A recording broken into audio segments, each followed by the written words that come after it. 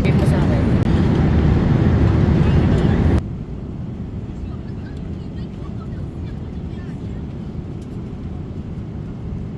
Hello, police. Police. Sir! Sir! Sir! Nasaan ka? Nakupo ka? Huliin niyo pa yung batang maliit, mamang maliit. Mamang papa, police ka? Si mamang maliit, papahuli ko po. Ang ingay dito sa eroplano.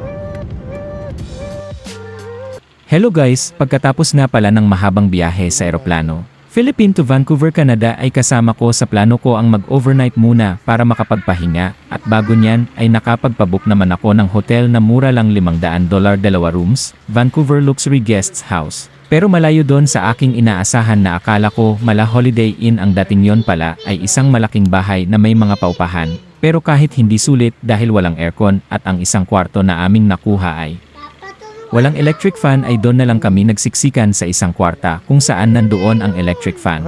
Kain ka muna. At kahit medyo nadismaya kami sa aming nakuhang hotel ay masaya pa rin kami at buti na lang nakabili ako ng isang balot na LA Flakes bago makasakay ng eroplano na siya ang aming hapunan worth $115 pesos sa Ninoy Aquino International Airport at OTAP worth $150 pesos. Sobrang mahal talaga ang bilihin sa airport.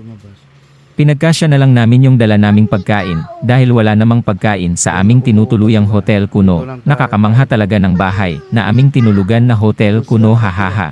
Napakaganda ng kanyang interior design, at nang makausap ko ang may-ari, sabi niya worth $6 million daw ang halaga ng bahay, kaya napaisip ako, mas maganda pa rin tumira sa maliliit na bayan ng Canada.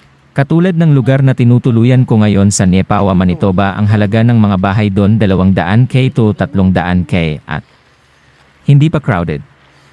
After overnight naman namin dito guys ay lipad naman kami pa Winnipeg dahil nasasabik na ang aking bunso na marating daw ang Canada kahit nasa Canada na kami. Dahil ang bahay pala na aking tinitirhan ay tinawag niya na Canada.